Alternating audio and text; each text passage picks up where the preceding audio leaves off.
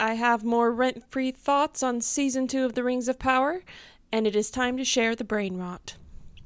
I'm the Sovereign Dork, and let's just jump straight in.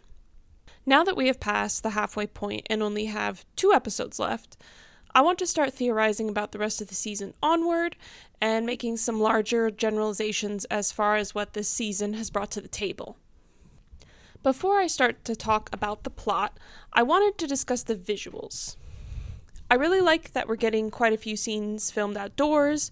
This was a strong suit in season 1, and getting that continuation makes me really happy. Obviously, not everything can be filmed outdoors, but when they're able to make it work, it really makes a difference. You can feel the life in the scene. You can see people's breath when the air is cold, and sometimes, like in a few scenes with Isildur and Estrid, you can tell it's actually damp out. And that, to me, just brings a whole lot more realism. And I know not every set has looked the most realistic. It can be a bit hit or miss for me, but outdoor environments really help with that. I also don't think it's entirely the fault of the set designers. Filming in such high definition is kind of a double-edged sword, and Rings of Power isn't the only show to be having these difficulties, and I don't know enough about cameras to offer a solution, but I thought it was important to point out that this issue isn't solely with this particular show. Hell, it was a problem in the Hobbit films as well. I'm sure anyone who saw those noticed that especially some of the scenes in Mirkwood were a little fishy. There have also been a lot of wide shots this season, more so than last season. And I'm not just talking about during travel, although that really does help with the scale of the show. I was really struck when I saw the wide shots of the Ents in episode 4, especially since it was at night. I can only imagine seeing the shadows of Ents as they move through the forest at night. It's almost like something out of a horror film, even though we know that Ents are not malevolent creatures. And again, it just gives like a better sense of scale of the creatures and the world they live in. Quick aside about the music, it goes without saying that Bear McCreary's contributions are perfect. I mean, the scene in the last episode with the orchestra tuning was perfection. Moving on to the actual plot, I figured the easiest place to start with the story would probably be what I consider to be the weakest storyline. Our proto-Hobbit friends, the Harfoots and the Stoors. I've made my opinion on them clear enough, so I won't harp on it, but with each episode, they just continue to feel more disconnected from the main story. Clearly, there's some type of plan for all the different proto-Hobbits to band together and found the Shire. I'm not sure how that's going to work, considering the Shire wasn't founded until the Third Age, but I can only speculate as far as how the show is going to make that work. It seems odd to be teasing it during the Second Age. But regardless, it just feels so distant from everything else that's going on. It gives me whiplash every time we go from Middle-earth is teetering on the precipice of darkness to, I heard there's a place you can dig a hole in a month. 75% of the characters in the show are going to be involved somehow in the Siege of Eregion. And the story of founding the Shire with all these proto-Hobbits is interesting. I don't dislike the Harfoot characters, but they just don't fit in with everything else. The screen time spent on them could be spent bolstering other plots. I would gladly throw out all of the Harfoot story for more scenes between Celebrimbor and Narvi, or more time building up the political tension in Numenor. It also might mean we don't feel like each season needs a couple extra episodes to prevent everything from feeling rushed. On a side note, I do wonder if they decided to include Merrimack as a love interest for Poppy because the writers found out that everyone ships Nori and Poppy. The whole interest between Merrimack and Poppy feels very forced, and honestly, the writers couldn't have expected people not to get behind the whole Nori Poppy ship when their surnames combined to make Proudfoot. They should have seen it coming.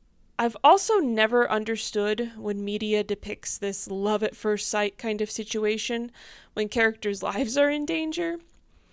At least with the scene between Estrid and Isildur, which also felt forced.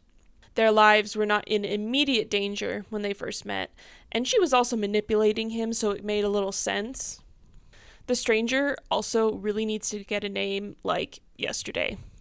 It's been more than a season and a half, and I love a good slow burn plot as much as the next person. But 2 seasons for a name? Especially when the other plots have felt rushed in comparison. I do prefer it when his story is separate from the Harfoots because he does at least fit into the larger picture. I didn't even mind Tom Bombadil, which shocked me, but I suspect part of that is the fact that he clearly fits into this larger narrative better than our wizard's usual traveling companions who honestly, if this were not a fantasy show, would be super dead after that sandstorm killed 2 of Brank's men. What I want more of is the dwarves and men in Rhûn. The dwarven rings have been forged by Annatar and Celebrimbor, so it is the perfect opportunity to introduce our runic dwarves in more detail. Plus, the dwarves could be good allies for the men who appear to be in trouble. I genuinely hope we get a story where the stranger helps unite the free peoples of Rhûn against the Dark Wizard. I've said it before, and I will say it again. I prefer to have a plot where the men of Rhûn are being manipulated and or threatened by the Dark Wizard, who also really needs to get a name so I can actually call him by a name instead of the Dark Wizard, versus the men in Rhûn just being evil. And I do want to give a little shout out to the actor who plays Brank, because I can only imagine how difficult it is to give a performance under that mask, but he's doing a good job even though he can't emote with his face. Speaking of men, the Numenor storyline is coming right along, but am I the only one who's wondering where Anarion is? He was mentioned last season, and I would think he'd be introduced this season. Come to Isildur's funeral, or Elendil's trial, or something. But no sign thus far. However, if he were sailing towards Middle-earth to prove his little shit of a brother is still alive, I could get behind that. More likely, he and Elendil are going to have a heart-to-heart now that Elendil's relationship with Eärien is hanging on by a thread. One thing I cannot stand, though, is the fact that she's still claiming this is all about Isildur. I support women's rights and I support women's wrongs. But I won't support a woman trying to say she is doing those wrongs for her brother when she is clearly doing them for herself. If she had stopped at usurping Miriel, I might have bought the whole she's doing this out of grief argument, or at least solely out of grief argument. But I'm not sure how stripping soldiers who fought alongside her brother of their rank just because they're loyal to the person who was their ruler, up until a few weeks ago at most, can be justified as grief. And don't get me wrong, I'm not letting Pharazôn and Kemen off the hook either. I know they're manipulating her, and I know that Elendil isn't communicating well. But his actions haven't contributed to a body count, so I'm willing to cut him a little more slack. The Númenórean plot has had some really good dialogue this season, which is a nice turnaround from last season when it was a lot more inconsistent. Towards the end, we definitely got some good scenes between Elendil and Miriel, but especially when we were actually in Númenor, some of it was a little subpar. But this season, some of the exchanges between Eärien and Elendil, heartbreaking. Elendil is easy to root for anyway, but when he told her that they had nothing else to talk about if she thought his actions were out of pride, ooh, I'm not gonna lie, I'm cheering for the guy. And the scene where he tells her that her path is made of seawater was both poignant and left me pretty sure what her fate is going to be. I honestly never thought I would root so hard for a cataclysm, but here we are. I want the eagles to pick up Kemen and drop him into sharp rocks and shatter his body as they fly away from Númenor. I have also seen a lot of suggestions that Kemen become one of the Ringwraiths, and while that is a fate worse than death, so I like where your head's at, I cannot get behind it because the Ringwraiths are kind of badass, and the idea of Kemen ever being considered anything close to badass is a travesty. I know all of our blood pressures skyrocketed, so we all want his death to be horrible, and I am open to any suggestions that draw it out. The biology nerd in me is asking all sorts of questions about that sea monster. If it's supposed to represent the judgment of the Valar, was it created by the Valar rather than, say, Sauron and Melkor? Which seems kind of weird considering Sauron had that sea worm under his thumb, at least at the beginning of season 2. Might not have been the same creature, though. It's a little hard to tell with the lighting. But what does this creature eat? Humans definitely can't be a regular part of its diet because the Númenóreans wouldn't be sailing so much if that thing was eating them on the reg. Other ships aren't passing through often enough to provide a steady diet, and the Númenóreans haven't been having enough trial by Sea Monster to keep that thing fed either. At least not yet. I want to know what role this thing has in its ecosystem. Why does it come when the horn sounds? Is it intelligent enough to be trained? This and other questions probably no one else is asking. I'm actually really enjoying watching this plot play out as kind of a dichotomy between those who rule or do anything else for their own gain versus those who serve. Míriel serves Númenor and its people, and she is happy to step aside when she begins to wonder if it's the best thing for her people, which could not be further from Pharazôn, who rules out of his own ambitions. Valandil's unimpeachable integrity, Valar keep him, stands in stark contrast to Kemen's entire existence, and it seems like Eärien has probably made up excuses for that prick. And Eärien stands in stark contrast to Elendil because she, and the people she keeps company with, have loyalty out of fear and blind obedience, while Elendil has loyalty because he serves, because of his actions, and he remains faithful, both to the Valar and to Míriel. Annatar's comment on his fear of Númenor definitely hints he's headed there next season, and that lines up pretty well with what we have in the books. Númenor is a threat to Sauron, one he intends to remove.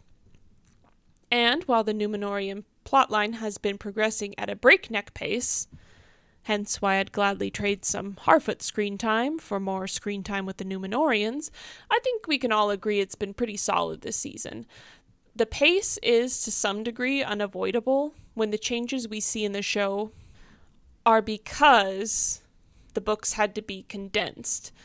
You know, something that happens in the book over the course of hundreds of years can only be done in a couple of years, given the type of timeline we're looking at for the TV show.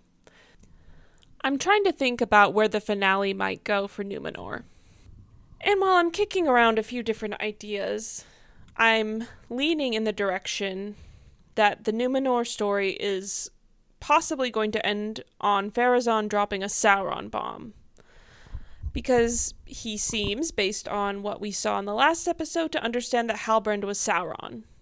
What is he going to do with that information? Is he going to use it to undermine Míriel?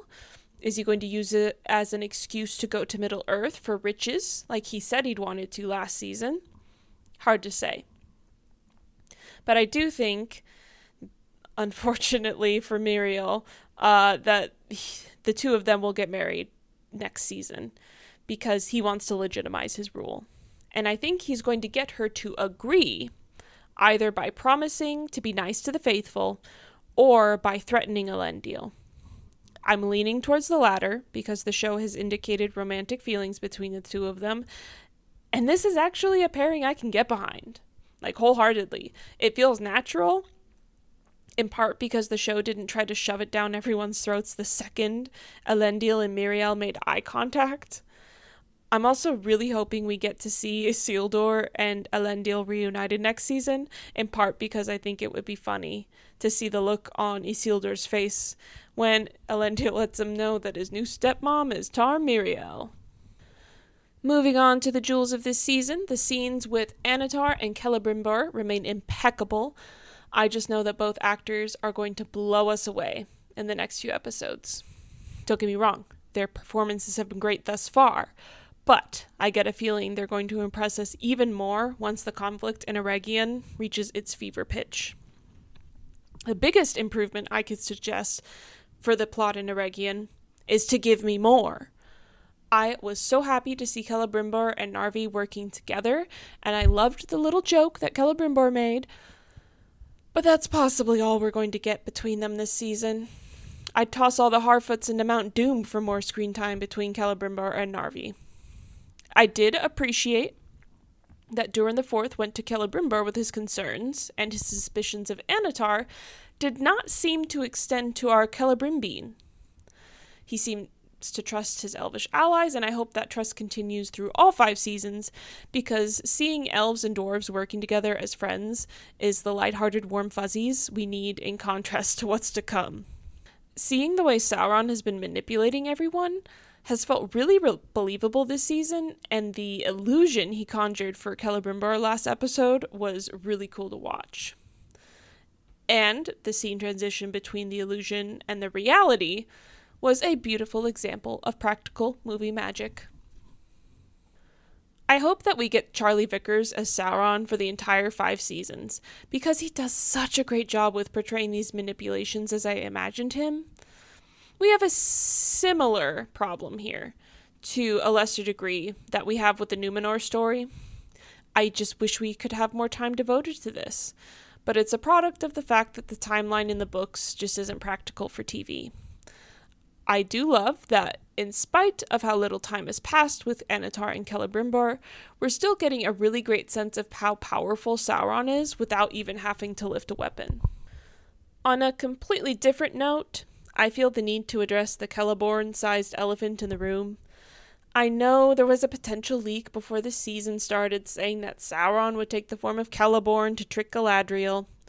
It could be that he pulls a similar trick that he did at the end of season 1, where he takes the form of a loved one in a vision he gives her, but that seems a tad repetitive. I have been surprised by how extreme some of the opinions on Celeborn are online. A lot of people are eager to see him on the show, but just as many people have some very strong negative opinions on him. I think some of it just has to do with how hard people have been shipping Sauron and Galadriel, but for my part, I am always a sucker for a sun and moon couple like Galadriel and Celeborn. I'd say Galadriel and Sauron would be more along the lines of a sun and black hole couple. I have also started creating headcanons about Celeborn as the season goes on, and those headcanons have just made me want him on screen all the more. No one will ever convince me that Celeborn doesn't have a rock collection he's very proud of, and Galadriel would fight anyone who tries to make fun of her dweeby husband. I do also take some issue with some of the comments on how Celebrian couldn't have been born right now because Galadriel isn't acting like a mom or something along those lines.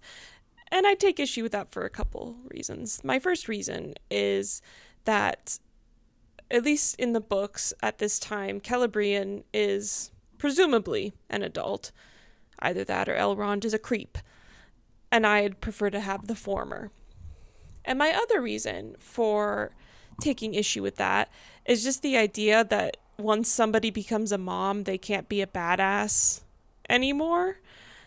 And my only question to that is, how are we supposed to get more girl bosses if all the girl bosses are too busy girl bossing to make more girl bosses? And this has nothing to do with the fact that I just really, really, really want to see Celebrian in the show. I know there's also been a lot of uproar about rumors of Galadriel kissing Elrond. I don't think the rumors are true, and I'm really hoping they're not true because it would make it pretty awkward when Elrond marries Galadriel's daughter and has to explain he made out with her mom. It also just doesn't make a whole lot of sense from what we've seen so far with both seasons, where Elrond and Galadriel haven't indicated any romantic interest in each other, as it should be. I'm wondering if it was just something wild that was intentionally leaked to throw people off the trail of what is actually going to happen. To be honest, I actually kind of understand people shipping Galadriel and Adar more than anybody shipping Galadriel with Elrond. After all, holding a knife to someone's throat is probably the orc equivalent of a proposal. I am worried for Stepdadar, though, not because of his performance. Sam Hazeldine has been incredible, but because I'm guessing Sauron has plans for him. We're all still reeling from Valendiel's death, and I am not emotionally prepared for Adar's death. Granted, I'm not emotionally prepared for most of what we're going to get in the coming episodes. I did really enjoy the exchange between Galadriel and Adar last episode, because I think they're both a little rattled at the realization that they actually understand each other. However, one thing I do have to point out regarding her comment about Elrond bringing Nenya to the battle, I think our girl Galadriel is seriously miscalculating what Elrond intends to do with that ring. I guess she thinks he's going to ride back from Lindon and search for her during a major battle to give her a very small object that could be easily lost. I think it's far more likely he's going to leave the ring behind in Lindon, not only for practical reasons, but also just because he doesn't trust the rings. Now I know some people have been saying that Elrond's sass is going a little too far, but I have personally been enjoying his sass turned up to 11, and I'm hoping next week we get that scene between him and Durin the Fourth where he tells his friend he needs his axe. I have also been missing scenes between Elrond and Gil-galad the last few episodes, but I am eager to see them team up to defend Eregion, and to see everybody in full battle gear and braid. Not going to lie, Elrond's little according to lore scene a couple episodes ago just made me appreciate the portrayal of the character even more, because I love the idea of Elrond being able to defeat the Barrow-wights because he's a nerd. And turning back towards Elrond's dwarven bestie, the plot with the dwarves has felt a little rushed as well. Between Durin III suddenly developing superpowers with the ring, the massive changes it's had on his personality, and a potential Balrog to contend with, they packed a lot into the last couple episodes. I personally would have preferred the ring's influence, if it had any at all, to be far more subtle. If Sauron wants to worm his way into people's minds like a parasite, then he ought to know that the best thing a parasite can do for itself is to remain undetected for as long as possible. And we do know from the books that the dwarves' rings did not affect them the same way as the men's rings. After all, we don't see a lot of ring wraiths on ponies. And now you're going to be imagining dwarvish ring wraiths all day. You're welcome. I also take endless delight in the concept that Sauron just really doesn't get dwarves, which is why Durin IV doesn't like him, and why Dwarven Rings of Power don't put the dwarves under Sauron's influence in the same way. The performances have still been as good as ever, and the exchange last episode between Durin and Disa was objectively wonderful. I just wish the story had taken its time. Having the Balrog come up so much this season has felt like way too much for me. For those of you who are familiar, it kind of reminds me of season 2 of American Horror Story. The show was basically like, we got a demon, we got zombies, aliens, Nazi doctors. Oh, and a serial killer who works in an asylum. Similar problem here with Rings of Power. Just too much going on in one season. Obviously, Durin and Disa are still couples goals and are among my favorite characters in the show. The scene with the bats last episode was a little extra, but I'm honestly so ecstatic that bats aren't being used for nefarious purposes and instead can communicate with the stone singers. I'm just tired of bats being evil since I love them so much. So thank you, Disa, for giving me good bats. Any criticisms aside, I spend my week super distracted because all I can think about is the upcoming episodes. And I know there's a lot of negativity surrounding Rings of Power online. There are some dudes at Forbes who have a vendetta. But I think it's important for those of us who are enjoying ourselves, even when we have our critiques, to make sure that we're heard too, because plenty of us who have read the books are able to still have fun with an adaptation, even when characters and plots aren't depicted as we imagine them. For instance, Charles Edwards may not resemble how I visually imagine Celebrimbor, and he even admits himself that when he Googled the character initially, he didn't look like the depictions. But his performance has embodied how I imagined him as a person, and really brought the character to life. I've enjoyed what they've decided to do with Durin the Fourth. I mean, some people can complain about having two Durins at the same time, and I get it, but I'm perfectly happy to look past that because of how good the interactions between Durin the Third and Durin the Fourth have been. And I'm loving original characters, like Disa. So my challenge this week is to spread some Rings of Power positivity. I'm the Sovereign Dork, and thank you for dorking out with me.